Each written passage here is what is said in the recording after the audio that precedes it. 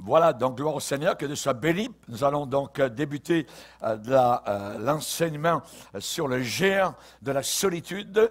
C'est quelque chose, évidemment, donc de contemporain. Aujourd'hui, nous allons lire un passage où il y a eu un homme qui s'est trouvé très seul aussi, c'est Jacob. Dans Genèse, chapitre 28, Genèse, chapitre 28, et nous allons lire quelques versets.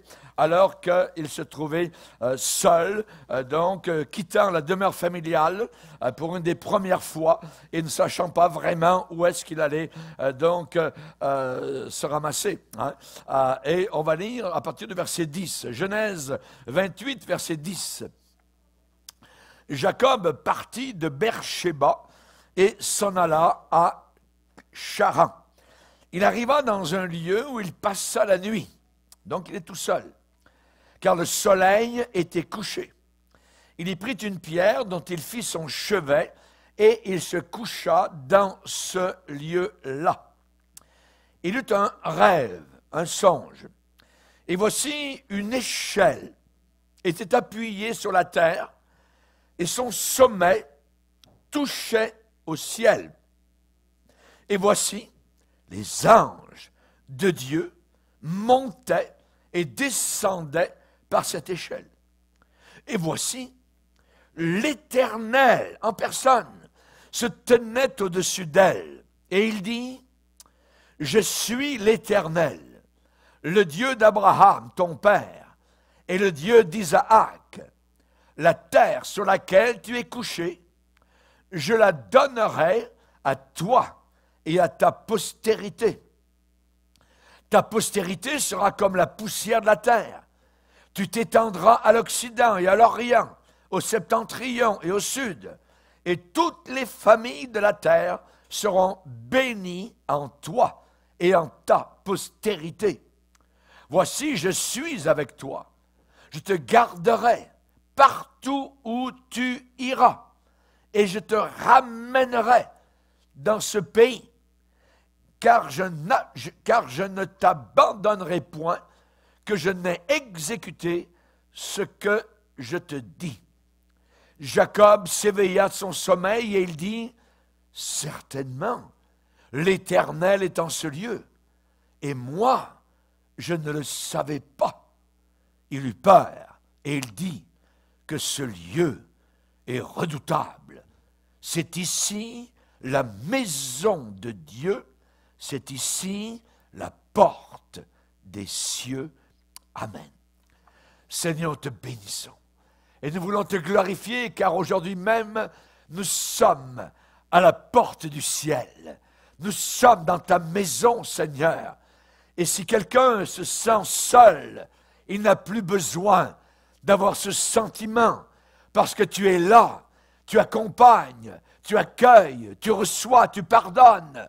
Tu es un Dieu compatissant et miséricordieux. Et je prie pour tous ceux et celles qui nous écoutent au travers de la terre, que la grâce d'en haut descende sur leur cœur, leur âme et leur vie entière, parce que Seigneur, tu es le Dieu qui a promis, même au bord de l'abîme, au bord de la mort, tu as dit, je suis avec toi, comme David le déclare, quand je marche dans la vallée de l'ombre de la mort, je ne suis pas seul, car tu es avec moi. Merci Seigneur, au nom de Jésus, Amen. Et tout le peuple dit, Amen. Amen. Gloire à Dieu. On peut s'asseoir, frères et sœurs. Vous avez entendu certainement l'expression, aucune personne n'est une île en soi-même. Aucune personne n'est une île. C'est John Donne qui a déclaré cela. Et cependant, nos pays occidentaux ressemblent à de purs étrangers intimes. C'est lui qui a dit ça. Des étrangers intimes. Il y a comme une dichotomie, je dirais, entre les deux, mais pourtant c'est une réalité. Au milieu de nos villes populeuses, beaucoup de personnes sont affligées par la solitude, comme jamais auparavant. Même si parfois la solitude est physiquement, je dirais, parfois inévitable, les effets de la solitude peuvent être évitées. Un homme un jour a marché dans un cimetière et il a regardé les pierres tombales. Et vous savez que sur les pierres tombales, parfois sont inscrits quelques bouts de phrases par rapport à la personne qui est sous la terre. Et un jour, donc, un homme a marché dans un cimetière et il est sur les tombes qu'il a vues. C'était beaucoup de tombes de personnes qui avaient vécu au 19e siècle. Il est arrivé sur une pierre tombale qu'il a frappée. Pourquoi? Parce que le nom de la personne était marqué, mais il n'y avait pas de date de naissance, ni de date de mort. Juste le nom d'une femme et de ses deux maris. Le nom de la femme, Grace Smith. Et l'épitaphe qui était en dessous disait, « Elle dort, mais elle ne repose pas. Elle aima, mais ne fut pas aimée.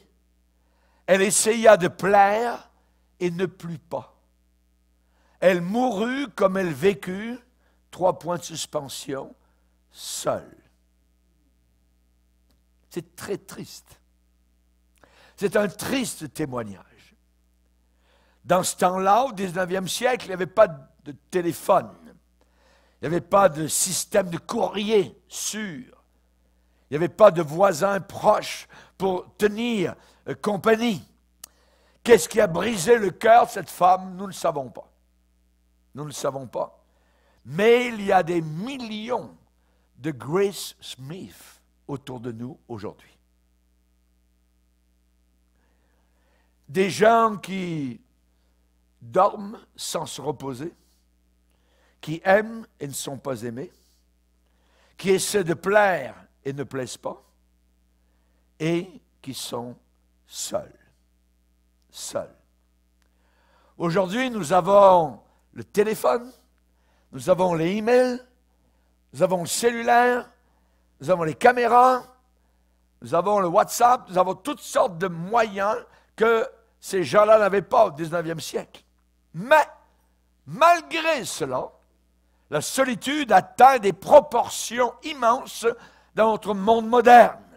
Même si nous avons une demi-douzaine, je dirais, de moyens au bout des doigts pour communiquer instantanément avec le monde extérieur et je dirais le monde entier. Les gens aujourd'hui sont encore plus seuls qu'ils ne l'ont jamais été dans l'histoire humaine. Et la solitude est un sentiment de vide à l'intérieur qui ont amené déjà beaucoup de personnes au suicide, au désespoir. Par rapport à la solitude, les gens essaient de compenser, de combler ce sentiment en se remplissant de nourriture, de drogue, d'alcool, de choses matérielles, d'un monde de fantaisie, de sexe ou même de travail. Mais la solitude ne s'en va pas, malgré ces choses.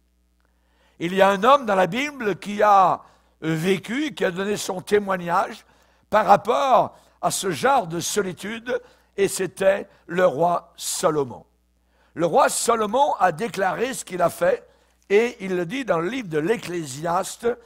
Il dit, « J'ai dit en mon cœur, allons, je vais t'éprouver par la joie, et tu goûteras le bonheur. » C'est-à-dire, mangeons et buvons, demain nous mourrons, ayons du fun.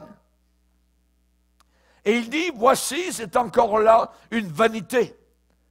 J'ai dit du rire, le rire insensé, et de la joie. Mais à quoi sert-elle?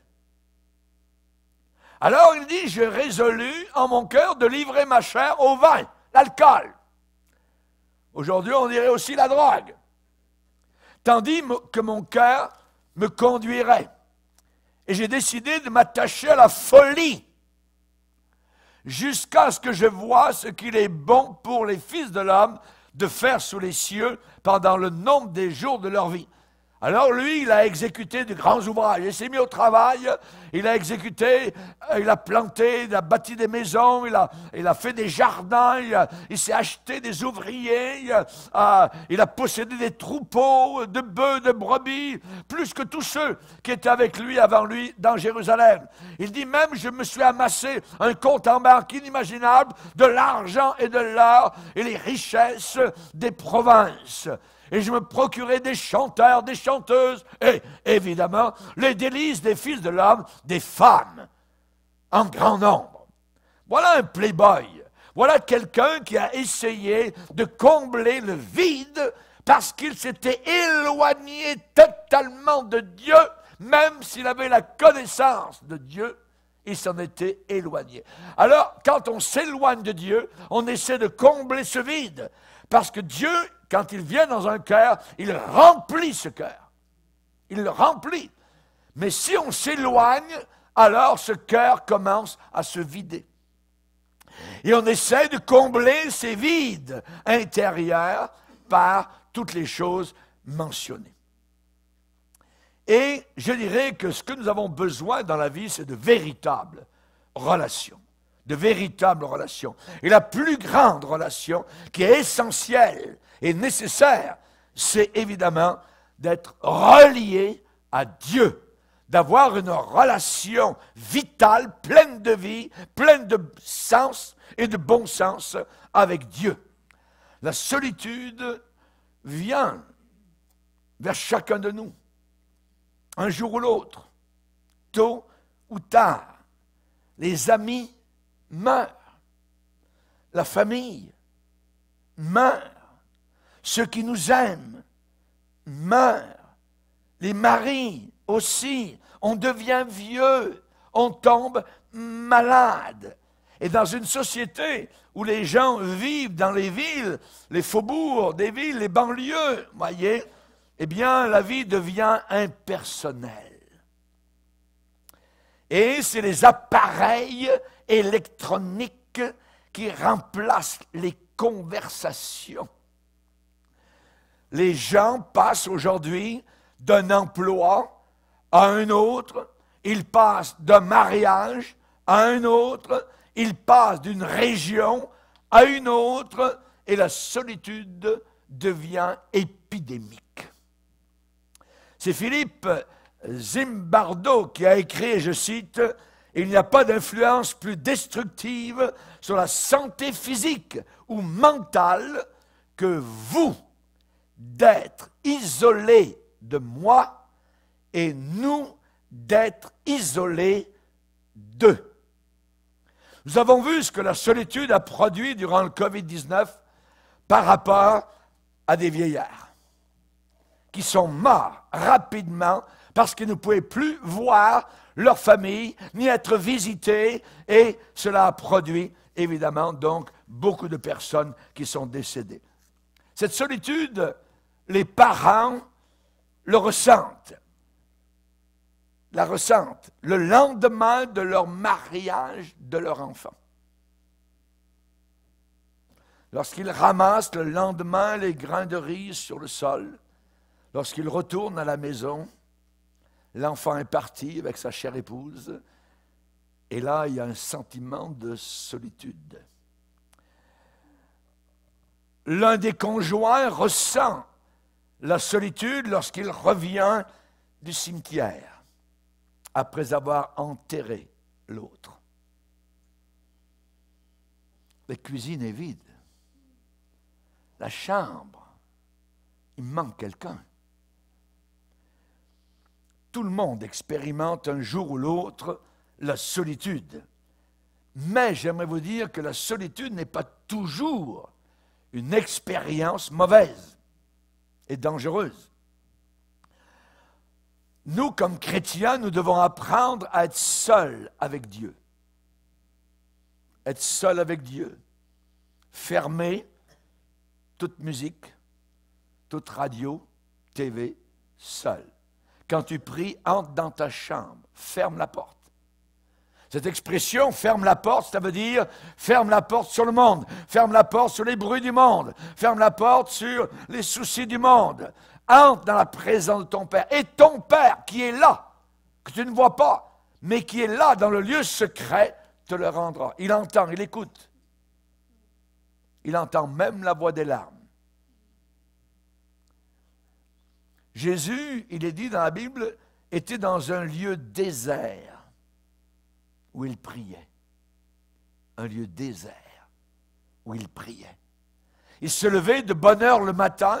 Les disciples l'ont vu peut-être, alors qu'ils étaient couchés, je dirais en rangée d'oignons, un petit peu comme à l'époque, et ils ont vu Jésus passer, peut-être s'il était couché au fond, donc les uns, et ils l'ont regardé, ils ont ouvert un œil, et ils l'ont vu sortir. Il est dit qu'il sortit pour aller prier. Il était encore sombre, le soleil n'était pas levé. Jésus est allé dans un lieu seul. Lorsqu'il a multiplié les pains pour une foule de milliers de personnes, ensuite, il est allé tout seul sur un lieu désert, sur une montagne, la Bible dit pour prier. Il était là seul avec son Père. C'est pas mauvais. C'est le côté positif de la solitude dans ce sens-là. Quelle est cette chose appelée solitude? Tout d'abord, solitude, eh bien, comme dérivés grammaticaux, seul, solitaire, solitude. Ça veut dire que vous vous sentez mal dans votre estomac. Il y a un sentiment de solitude. Et l'eau de Seltz ne guérit pas ce sentiment.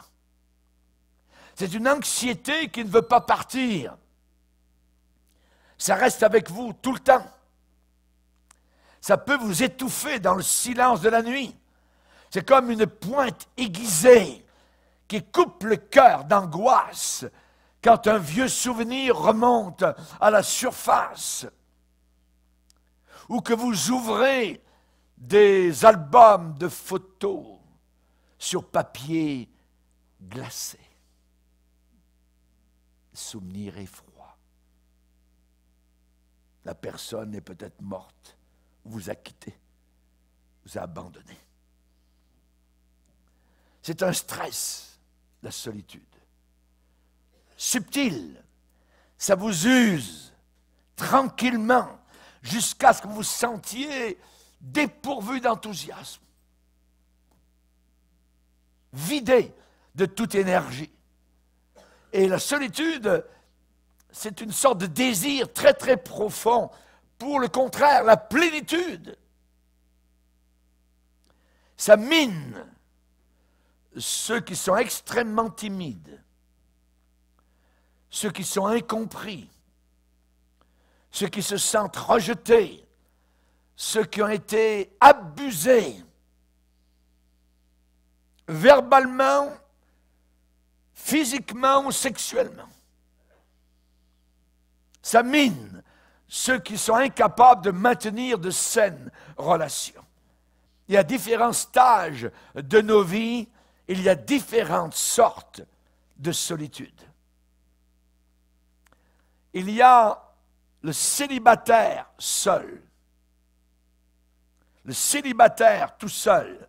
Aujourd'hui, dans nos villes, il y a de grands segments de population de célibataires. Ces gens-là retournent soir après soir vers un appartement vide, vers une chambre vide, vers une maison vide. Et ils cuisinent, s'ils cuisinent, pour une seule personne. Et il n'y a personne avec qui discuter. Le monde a inventé quelque chose pour essayer de pallier à ce problème avec les clubs de célibataires, avec les bars pour célibataires, avec les soirées pour célibataires. C'est une indication qui montre comment beaucoup de célibataires sont désespérés pour vaincre la solitude. Ils veulent rencontrer quelqu'un, n'importe qui, avec qui parler. Et je dirais que le temps des fêtes, particulièrement au passage de la nouvelle année à Les gens sont fatigués de dormir assez vite, les célibataires. Les murs sont silencieux. Personne autour avec qui rire. Personne pour enfuir votre tête et pleurer librement sur l'épaule de quelqu'un. Mais un chrétien célibataire, c'est différent. Un chrétien célibataire, lui, il va posséder les ressources ou puiser dans les temps de solitude qu'il vit. Les êtres humains n'ont pas été créés par Dieu pour passer leur vie tout seuls. Et ce n'est pas seulement dans le mariage, mais en présent d'autres personnes. Il n'est pas bon que l'homme soit seul. Ce n'est pas uniquement pour le mariage, mais c'est jamais bon que l'homme soit seul. David, par exemple, a très bien compris ce sujet. Rappelez-vous qu'il s'est caché dans les froideurs des stalactites et des stalagmites, des cavernes d'Israël. Ces cavernes froides, humides, quand les soldats du roi Saül le pourchassaient et qu'il était fugitif. Eh bien, il a pu écrire certaines choses en disant « Je suis comme une biche qui soupire après les eaux du ciel. Mon âme soupire après toi, mon âme a soif de toi, Seigneur. Quand est-ce que j'irai au ciel? Quand paraîtrai-je devant ta face ?» Et il va dire, pourquoi il parle à son âme? Pourquoi t'as battu mon âme? Gémis-tu au-dedans de moi? Espère en Dieu, car je le louerai encore. C'est lui qui est mon salut. C'est lui qui est mon Dieu. Alléluia. Mais on voit qu'il passait par des temps terribles de solitude. Rejeté. Il était innocent. Un jour, il est arrivé à s'asseoir sur le trône d'Israël. Et vous allez dire, mais là, il n'était plus seul. Oui, même sur un trône, vous pouvez être seul. Il y a une grande solitude, même pour les managers de grandes compagnies ou des gens du gouvernement, quoi que ce soit, vous pensez qu'ils ne sont jamais seuls, mais il y a une grande solitude aussi. Et particulièrement, David, encore étant roi, va déclarer, et il prend des images d'animaux, et il va dire, je suis comme le pélican du désert. Il vit un désert. Il est roi. Il vit un désert. Il dit, je suis comme le chat-huant des ruines. Je suis comme l'oiseau solitaire, sur un toit. Il a regardé peut-être à Jérusalem du haut de son palais royal et il a vu là-bas un petit oiseau sur le toit d'une des maisons de Jérusalem. Il dit, je ressemble à ce petit oiseau solitaire. Il se sentait seul. Qu'il soit méprisé ou qu'il soit exalté, il fallait combattre la solitude.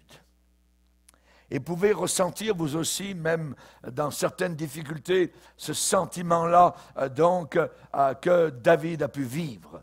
Et quand je lis sur la solitude de David, eh bien, on est réconforté. Ça nous console. Pourquoi? Parce que ça nous instruit de savoir qu'il a survécu. Il est appelé quand même un homme selon le cœur de Dieu. Et au milieu de tout cela, ces épreuves, ces difficultés, les rejets qu'il a subis, il a fait confiance à Dieu. Un homme selon le cœur de Dieu. Il pouvait ressentir les mêmes sentiments que parfois nous aussi nous pouvons ressentir. Lisez les psaumes et vous allez tomber tôt ou tard sur un des psaumes qui va parler de cela.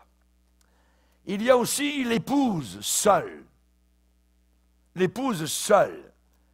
Il y a beaucoup de célibataires qui sont sous un choc de découvrir que le mariage n'a pas résolu le problème de la solitude. Parmi les gens mariés, il y a beaucoup de gens qui sont très, très seuls. Même si Dieu a créé cette merveilleuse institution appelée le mariage, que le mariage soit honoré de tous. Dieu a placé les maris, les épouses, ensemble pour pourvoir à une parfaite unité, une intimité. Et c'est là le miracle de deux âmes devenant une seule entité une seule chair.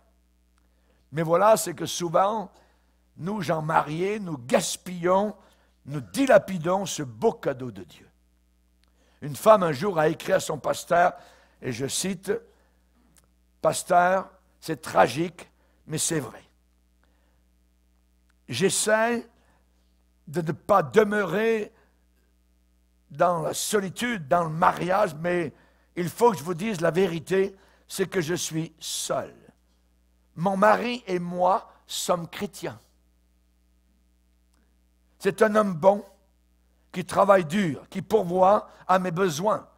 Mais tout ce travail l'empêche d'être ici, pour combler mes besoins émotionnels. Et nous sommes comme deux bateaux qui passons de la salle de bain à la cuisine. Je ne veux pas sans cesse être sur son dos. J'essaie seulement de réfléchir sur la blessure et le vide. Mais finalement, je suis encore seul. Nous vivons des vies parallèles, sans jamais vraiment nous rencontrer. Il est un très bon père, il n'est pas abusif, mais je suis une personne qui vit dans la solitude. C'est tout un constat. Dans le mariage, à l'intérieur du mariage, là où ça ne devrait pas être. C'est très triste quand la relation même que Dieu a créée pour combattre la solitude devienne pour beaucoup de personnes l'endroit le plus solitaire sur la terre. C'est terrible. Donc il faut se défendre, il faut combattre la puissance de la solitude. Et les chrétiens, parfois, eh bien, nous sommes des artistes pour nier certaines réalités de nos vies. Les chrétiens pensent qu'ils ne sont pas spirituels s'ils avouent qu'ils sont seuls. Et ils citent souvent le verset où Dieu dit « Je ne t'abandonnerai pas, je ne te délaisserai pas ». C'est vrai, voyez, c'est vrai, Jésus-Christ est toujours présent avec le croyant. Mais si ces chrétiens-là étaient un peu plus honnêtes, plus transparents, réels, ils diraient simplement « Oui, c'est vrai, je suis seul actuellement dans cette période de ma vie ».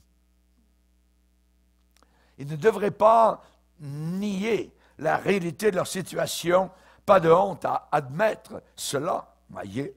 Non, on peut être des êtres humains qui expérimentent donc à certains moments la solitude. La solitude est réelle, elle est douloureuse. Elle n'est pas un reflet de la faiblesse. Non, ce n'est pas être faible que d'avoir un sentiment de solitude. La solitude ne vient pas nécessairement à cause de quelque chose que vous avez fait, ou de ce que quelqu'un d'autre a fait, ou alors d'un manque de votre part. Non, pas du tout. Mais parfois, nous sommes jetés, comme, je dirais, les 3 Hébreux, dans des fournaises chauffées, 7 fois plus que de coutume, et cependant, le Seigneur est avec ses enfants au milieu de cet enfer de flammes. Personne va dire, pourquoi Seigneur ça m'arrive? Pourquoi ça m'arrive? Hein? Job il a souvent posé la question au Seigneur, pourquoi ne suis-je pas mort dans le ventre de ma mère? Pourquoi n'ai-je pas expiré au sortir ses entrailles? Pourquoi ai-je trouvé des genoux pour me recevoir, des mamelles pour m'allaiter? En autre endroit, elle dit, pourquoi le Seigneur donne-t-il la lumière à celui qui souffre et la vie à ceux qui ont l'amertume dans l'âme? Pourquoi? On peut, de façon légitime parfois, se poser ce genre de questions. Ça n'a pas de sens. Ça n'a pas de sens. Voyez. La Bible dit, maintenant nous voyons d'une manière floue, obscure.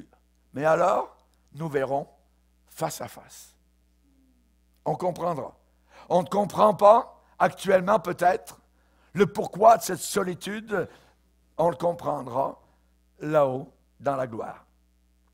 Nous ne devons pas essayer de trop raisonner, d'essayer de comprendre à chaque fois le pourquoi des choses. Non, non, non. Voyez, cela va créer plus de tourments, plus de confusion.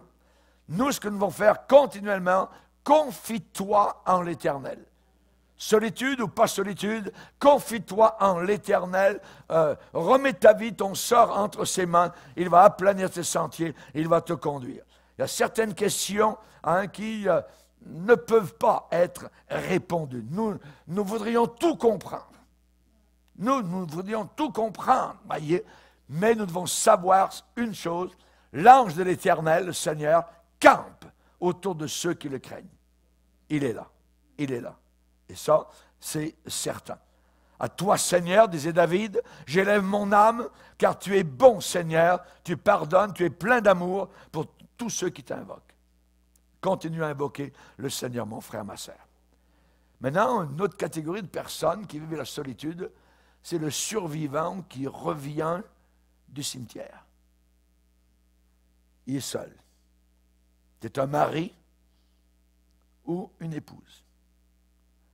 Il est possible d'avoir un mariage rempli, un mariage abondant, et de perdre la personne sur qui on dépendait beaucoup. Les épouses qui continuent donc à vivre après que quelqu'un est mort, on appelle ça des veuves. Des veuves. La Bible parle des veuves. L'Église primitive prenait soin des veuves parce qu'elle n'avait plus beaucoup de revenus et l'Église, donc, comblait parfois les besoins financiers dans lesquels se trouvait.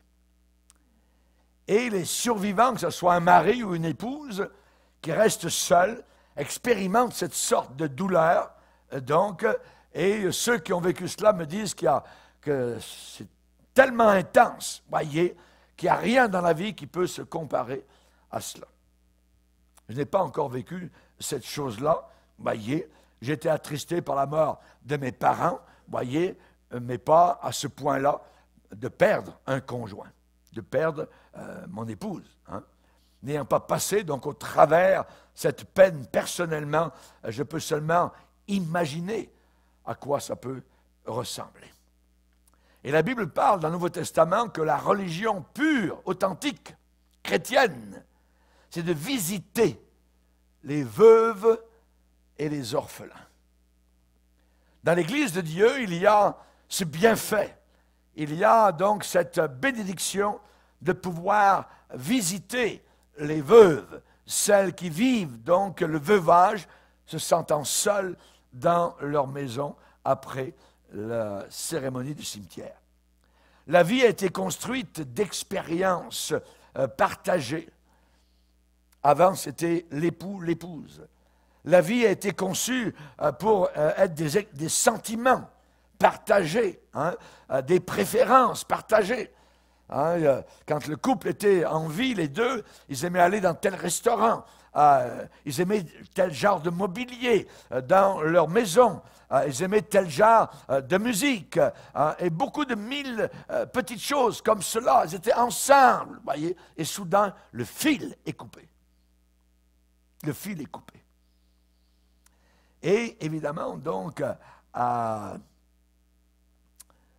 votre époux ou votre épouse qui est partie maintenant, si je m'adresse à quelqu'un qui m'écoute, eh bien, cette personne était vraiment une partie de vous-même.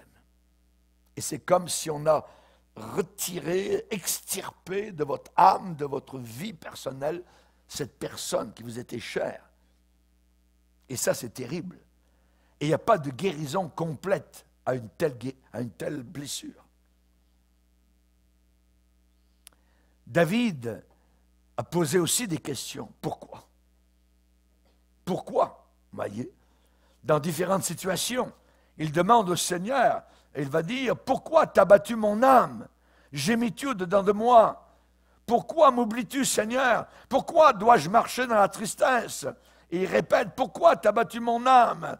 Pourquoi dois-je marcher dans la tristesse? Psaume 42, 43. Donc on voit David, lui aussi, se poser comme Job des questions. Mais Dieu était là. Dieu ne l'avait pas abandonné.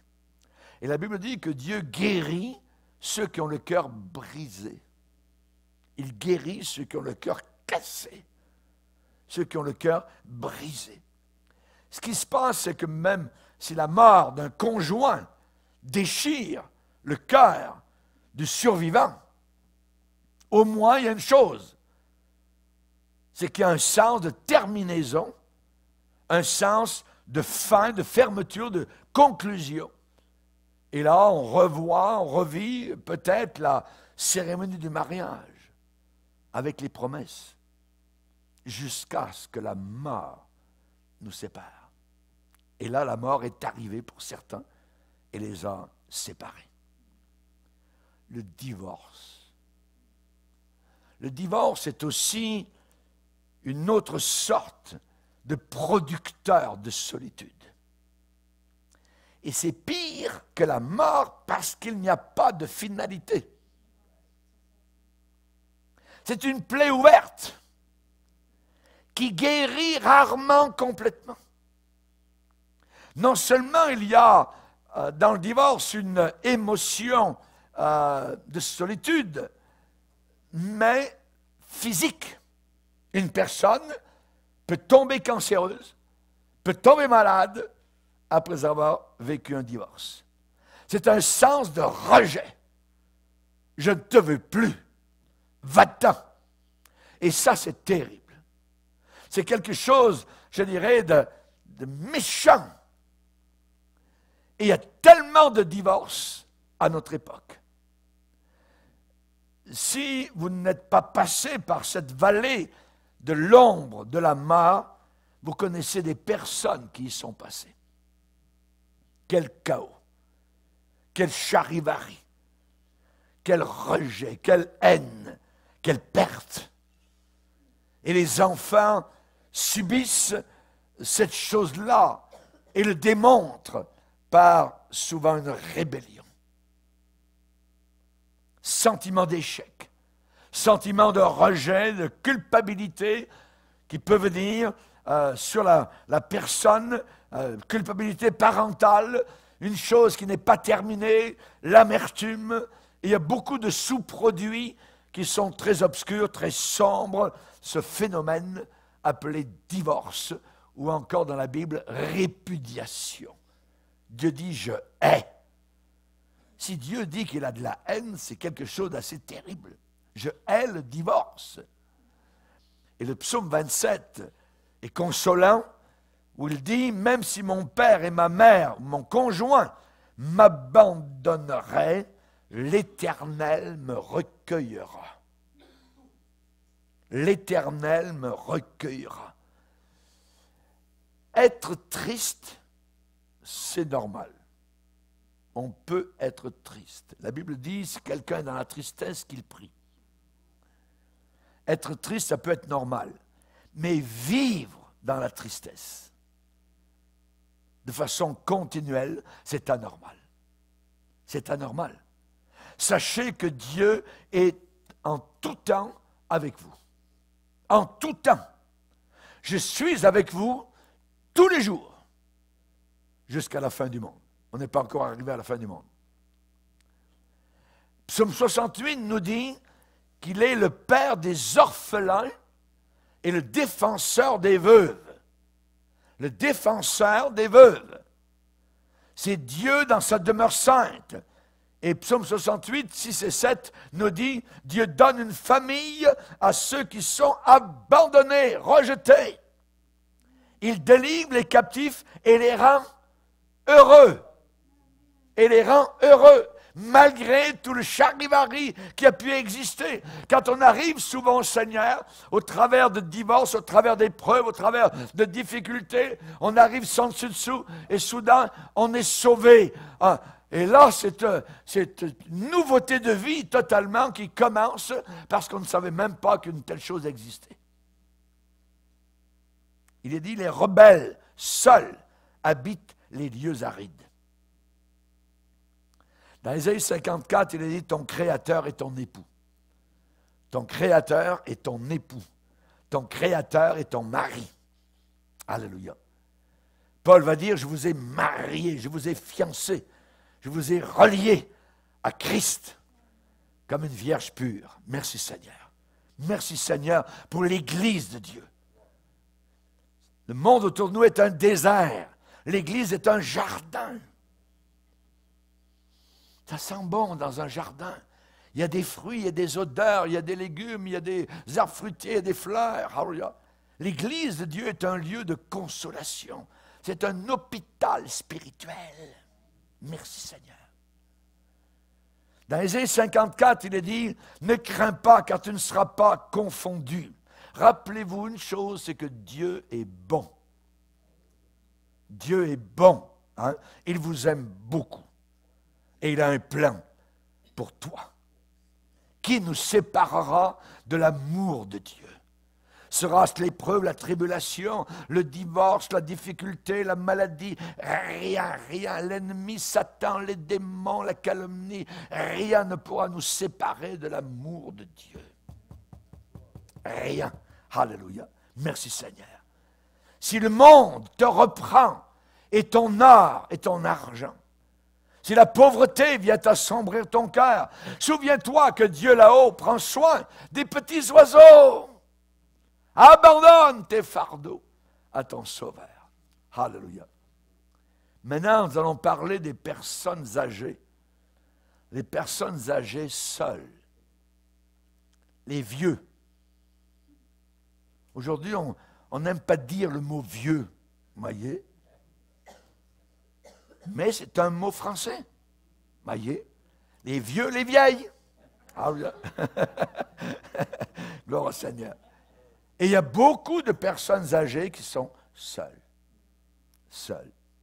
Chaque jour, le pourcentage augmente. Tous les jours. Il y a des centres d'assistance pour personnes âgées qui sont de plus en plus remplis. Il y a de plus en plus de cheveux gris qui sortent sur votre tête et sur la mienne. Chacun de nous, nous vieillissons. Nous vieillissons tous. Et la Bible dit, souviens-toi de ton Créateur avant que les jours mauvais arrivent et que tu dises, je n'y prends pas plaisir. Souviens-toi de ton Créateur avant que les jours mauvais arrivent et que les années s'approchent où tu vas dire, je n'y prends pas de plaisir. Avant que s'obscurcisse le soleil, ça veut dire tu verras un peu moins. Et la lumière, la lune, les étoiles, et que les nuages reviennent après la pluie, le temps où les gardiens de la maison tremblent. Les jambes, les gardiens de la maison. Et si vous lisez cela, la personne est décrite qui est en train de vieillir dans Ecclésiaste chapitre 12. Je connais plusieurs personnes qui prennent soin en même temps de leurs enfants et de leurs parents qui sont vieux. Les personnes à la retraite ont besoin d'attention. Et une attention accrue. C'est un défi. Et les vieux ressentent la blessure souvent d'avoir donné leur vie à des enfants qui maintenant n'ont plus de temps pour eux ou n'ont pas suffisamment autant de temps, évidemment, que les parents le voudraient. C'est merveilleux de savoir qu'on a besoin de vous. C'est un merveilleux sentiment. On a besoin de vous. Mais c'est difficile de découvrir qu'on n'a plus besoin de vous.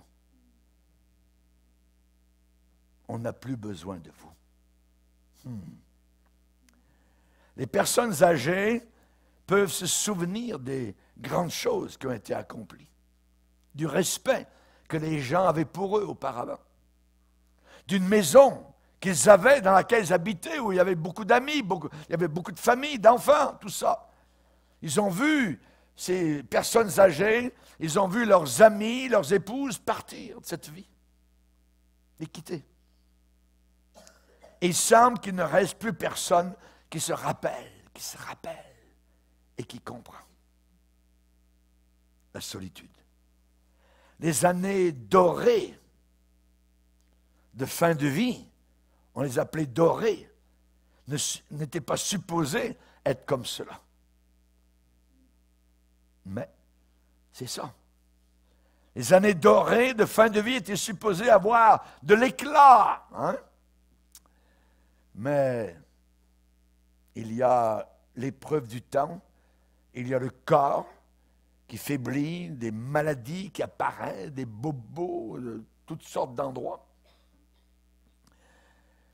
Et ce n'est pas facile d'être ridiculisé.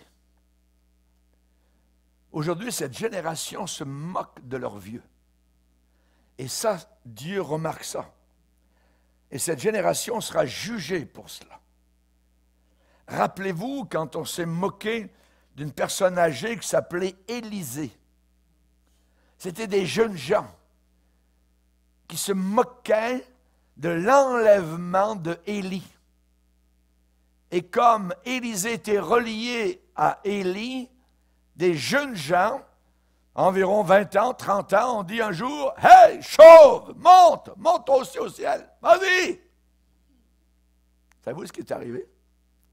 Des ours sont sortis de la campagne et ont dévoré ces jeunes gens. Jugement de Dieu direct.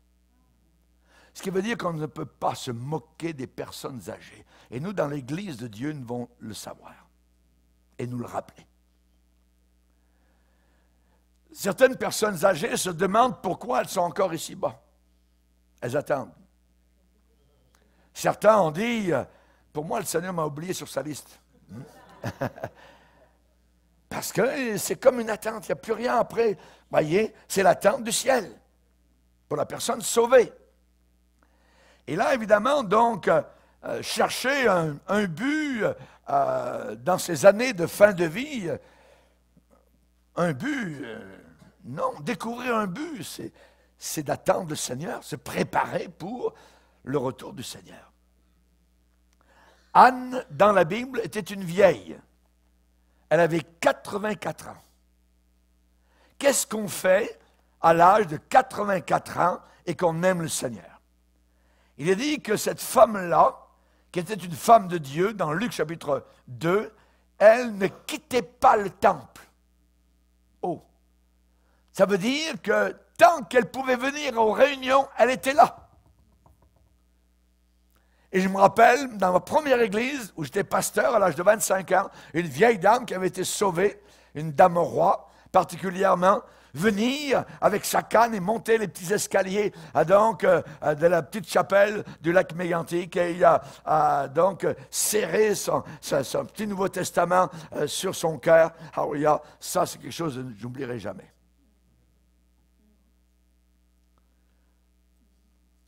Elle, Anne, avait 84 ans, elle ne quittait pas le temple. Il est dit qu'elle servait Dieu nuit et jour. À 84 ans, peut-on servir Dieu nuit et jour? Oui, elle le faisait. Elle servait Dieu nuit et jour dans le jeûne et la prière. Une femme qui jeûnait à 84 ans et qui priait jour et nuit. Il est dit aussi qu'elle louait Dieu. C'était une femme charismatique qui louait, qui glorifiait Dieu, remplie du Saint-Esprit. Elle louait Dieu. Et plus que cela, elle parlait de Jésus à tous ceux qui attendaient la délivrance. Elle parlait de Jésus. Qu'est-ce que le chrétien, la chrétienne doit faire jusqu'au bout? Parler de Jésus. C'est Jésus. Pas parler comment avoir le bonheur sur la terre, comment avoir des biens, comment avoir un compte en banque. Parler de Jésus. Nous parlons de Jésus. Parce que Jésus, c'est le seul sauveur. Il n'y en a pas d'autre. Et si quelqu'un n'a pas Jésus, il va en enfer. Et c'est là le drame. Siméon était aussi un homme âgé. Et il avait été averti par le Seigneur qu'il ne mourrait pas avant d'avoir vu le Messie. Dieu l'avait dit, tu ne mourras pas. À partir du moment où tu verras le Messie, tu pourras mourir. Il est dit que cet homme-là était juste et pieux, il attendait la consolation et l'Esprit Saint était sur lui. Il avait été divinement averti par le Saint-Esprit qu'il ne mourrait pas avant d'avoir vu le Christ du Seigneur. Et un beau jour, il est venu au temple à Jérusalem. Il est allé là dans le temple et il a vu un jeune couple qui arrivait avec un bébé. Et le Saint-Esprit lui a dit, le bébé, c'est lui. C'est là le Messie. Il s'est avancé. Le jeune couple ont présenté le bébé à Siméon. Siméon l'a pris sur son sein, l'a présenté au Seigneur, et en le présentant, il a dit, maintenant, Seigneur, tu peux laisser ton serviteur s'en aller en paix selon ta parole. Je peux mourir en paix. Pourquoi? Parce que mes yeux ont vu ton salut. Ne mourrez pas tant que vous n'avez pas vu le salut de Dieu. Amen. Parce que si vous ne le voyez pas, vous descendez, vous ne montez pas. Il faut voir le salut de Dieu. Il faut vivre le salut de Dieu. Alléluia. Merci Seigneur. Que Dieu soit glorifié. Que Dieu soit glorifié. Alléluia. Jérémie a eu une histoire à vous briser le cœur. C'est une des histoires les plus agonisantes. Et on a écrit aussi dans la Bible, on a inscrit le livre des Lamentations. On ne le lit jamais. Et pourtant, il est attaché au même écrivain. Jérémie. Il y a 5 chapitres. 5 chapitres dans les Lamentations de Jérémie. Et ces 5 chapitres sont ajoutés à son livre, qui lui a 52 chapitres. Au début, c'était un seul livre, coupé en 2, avec le livre des Lamentations. Et on ne lit pas beaucoup le livre des Lamentations aujourd'hui. La plupart des gens ne sont pas attirés vers une poésie funèbre. Des chants funèbres. Pourquoi? Parce que dans ce livre-là, c'est l'angoisse de son cœur. L'angoisse du cœur. Il a regardé Jérusalem descendre en ruine sous ses propres yeux. Il était connu comme le prophète des pleurs, des larmes. Toutes les larmes de Jérémie ont été versées sur la destruction de la ville de Jérusalem. Personne ne voulait entendre ses appels à se repentir pour que la ville soit sauvée. Alors il était une voix solitaire, tout seul, criant dans un désert spirituel comme Jean-Baptiste. Il a vu Jérusalem, sa ville bien-aimée, partir en flammes. Son peuple tomber, saigner, être égorgé sous les épées de Nebuchadnezzar. Leur héritage, leur culture balayée. Et des jeunes gens attachés, partir du côté de l'Est, prisonniers. C'est difficile de prêcher un message quand tout le monde ignore votre message et ne veut pas l'entendre. Un jour, Jérémie a dit, « Oh, si j'avais au désert une cabane de voyageurs, j'abandonnerais mon peuple, je m'en éloignerais. J'aimerais aller au désert dans une cabane solitaire. » La Bible dit qu'il viendra un temps où les hommes ne supporteront plus la saine doctrine. Nous y sommes. Nous sommes au temps de Jérémie qui revient. Au temps de Noé. Personne ne voulait entendre Noé non plus. Mais pourtant, c'est la parole qui est en train de se réaliser. Pour Jérémie, la solitude du désert, c'était la seule porte de sortie. Si j'avais au désert une cabane de voyageurs, une cabane de voyageurs. Il dit, si je pouvais aller dans un motel bas prix, être là, resterai là. Et Jérémie, donc, se sentait totalement aliéné. Vous savez, être un prophète de Dieu, être un homme de Dieu, c'est une expérience solitaire. Et le peuple de Dieu doit s'habituer à vivre solitaire. Daniel à Babylone était très solitaire. Mais 3 fois par jour, il pliait les genoux devant le Seigneur. Accepter la provision de Dieu, la solution de Dieu, la seule acceptable. Il y a un vide dans chaque être humain qui ne peut être rempli que par la présence de Dieu. Il y a juste ça, la présence de Dieu. La seule fois où Jésus-Christ a crié sa solitude, c'est du haut de la croix, quand le Père l'a abandonné et l'a laissé mourir pour le sacrifice du monde, pour payer nos péchés. Mon Dieu, pourquoi m'as-tu abandonné? Sans la présence de Dieu, la solitude la plus agonisante va vous affliger, même la personne la plus forte. Personne ne devrait chercher une solution à sa solitude sans résoudre le problème de base, sa séparation d'avec Dieu. J'aimerais vous rappeler que l'enfer sera le lieu le plus solitaire pour toute l'éternité. Quand les gens disent « je serai avec mes chums en enfer », c'est un mensonge que le diable leur a mis dans la tête. Ils seront tout seuls en train de souffrir pour l'éternité.